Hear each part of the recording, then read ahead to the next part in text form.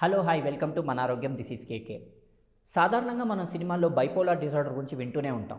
అసలు ఈ bipolar disorder అంటే ఏంటి, వాటి లక్షణాలు ఏంటి, వాటికి ట్రీట్మెంట్స్ ఏమేమి ఇస్తారు అన్న దాని గురించి మనం ఈరోజు క్లియర్గా తెలుసుకుందాం. ఈరోజు మనతో పాటు డాక్టర్ చైతన్య దీపక్ గారు ఉన్నారనమాట.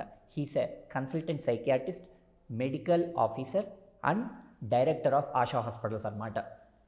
సో ఈయన ద్వారా ఈరోజు మనం మూడ్ డిజార్డర్స్ అలాగే బైపోలార్ డిజార్డర్స్ గురించి క్లియర్గా తెలుసుకుందాం. నమస్కారం సార్. నమస్తే సార్, నార్మల్గా మనం ఎప్పుడు సినిమాల్లో వింటూ ఉండేది ఏంటంటే బైపోలార్ డిజార్డర్స్ అలాగే మూడ్ డిజార్డర్స్ అని వింటూ ఉంటాం కదా సార్. యాక్చువల్లీ ఈ మూడ్ డిజార్డర్స్ అంటే ఏంటి, వీటిల్లో బైపోలార్ మాత్రమే ఉంటుందా, ఇంకా చాలా ఉంటాయా సార్? మూడ్ డిజార్డర్స్ అంటే ఇప్పుడు మనకి మూడ్ అంటే మనం సంతోషం, బాధ, ఇవన్నీ రకరకాలైన మూడ్స్, లైక్ కోపం, ఆందోళన ఇట్లాగా చాలా ఉంటాయి. అండ్ వీటిలో వచ్చే ఏ లోపమైనా సరే కూడా మూడ్ డిజార్డర్స్ కిందకి వస్తాయి.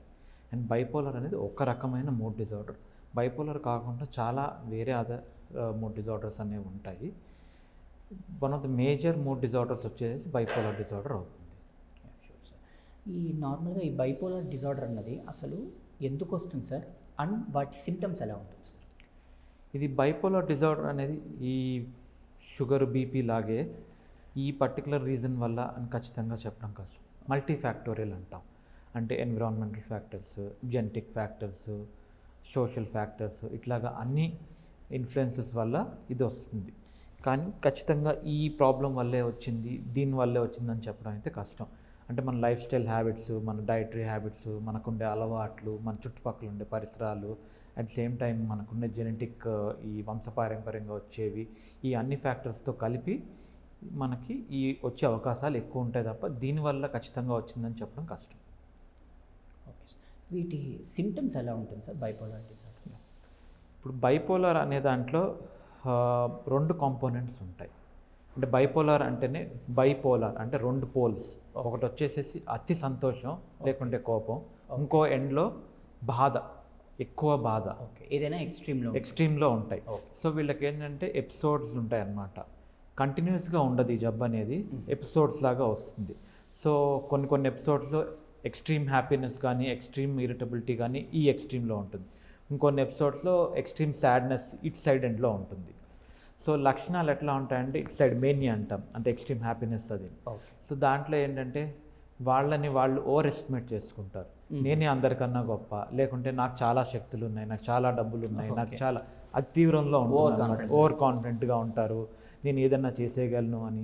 అలాగే డబ్బులు ఎక్కువ ఖర్చు పెడతారు, పరిచయం లేని వ్యక్తులతో కూడా పోయి మాట్లాడేయడము, ఓవర్ ఫెమిలియారిటీ అంటాము. అలాగే ఇంకా నిద్ర సరిగా పట్టకపోవడం, నాకు అవసరం లేదు, నాకు 2 గంటలే చాలు, నేను టైం వేస్ట్ చేయను, ఉన్న టైం అంతా వాడేస్తాను, నాకు నిద్ర అవసరం లేదు అనే ఫీలింగ్ మోర్ దెన్ పట్టకపోవడం కన్నాను. అండ్ అలాగే ఎక్కువ కోపం కూడా వస్తూ ఉంటుంది.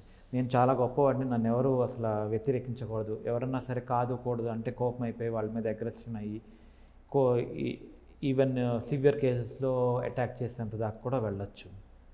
ఎట్లంటే డబ్బులు బాగా ఎక్కువ ఖర్చు పెడతారు, పాటలు పాడడం మొదలెడతారు, డ్యాన్సులు చేయడం మొదలెడతారు, అండ్ ఇంగ్లీష్లో ఎక్కువగా మాట్లాడడానికి ప్రయత్నం చేస్తూ ఉంటారు కొన్నిసార్లు. ఇట్లాగా అన్నమాట. అంటే వాళ్ళ ఒరిజినల్ పర్సనాలిటీ అలా ఉండదు. ఈ జబ్బులో వచ్చేసరికి వేరే విధంగా బిహేవ్ చేస్తూ ఉంటారు. అట్ సేమ్ టైం డిప్రెషన్ అంటే అసలు బాగా దిగులైపోయి ఎవరితోనూ కలవకుండాను, నేను ఎందుకు పనికిరాను, నెగిటివ్ సెల్ఫ్ ఇవాల్యుయేషన్, అంటే నేను ఎందుకు పనికిరాను, నేనేమీ చేయలేను, నా వల్ల ఏమీ కాదు, నా జీవితం ఇంతే, నాకు ఇంకా ఫ్యూచర్ లేదు, ఇట్లాంటి వాటిలోకి వెళ్ళిపోయి డల్గా అయిపోయి సరిగా నిద్ర పట్టక, తిండి తినక, at same time suicidal thoughts కూడా రావచ్చు. నా బ్రతికి వేస్ట్, నేను బతికెందుకు ఉండాలి, చనిపోతే బెటరు, నేను ఆత్మహత్య చేసుకోవాలని కొన్నిసార్లు చేసుకోవడం కూడా జరుగుతూ ఉంటుంది. ఓకే, అంటే వీటికి జనరల్గా ఈ స్పెసిఫిక్ గ్రూప్ ఏజ్ వాళ్ళకి వస్తాను ఏమైనా ఉందా, లేదంటే ఎవరికైనా? స్పెసిఫిక్ గ్రూప్ ఏజ్ అని లేదండి, కామన్గా వచ్చేసేసి 20s to 30sలో వస్తుంది. ఓకే. అండ్ మేల్కి ఫీమేల్కి కూడా కొంచెం డిఫరెన్సెస్ ఉంటాయి. Okay sir. ఓకే, వీటికి అంటే ఇప్పుడు సార్ ఇది క్యూర్ చేయొచ్చా, లేదంటే ఒకసారి వచ్చిందంటే లైఫ్ లాంగ్ ఉండిపోతుందా సార్? లైఫ్ లాంగ్ ఉంటుందని ఖచ్చితం కాదండి. కొంతమందికి లైఫ్ లాంగ్ ఉంటుంది, కొంతమంది క్యూర్ అయిపోయి మళ్ళీ ఎపిసోడ్ రాకుండా కూడా ఉంటారు.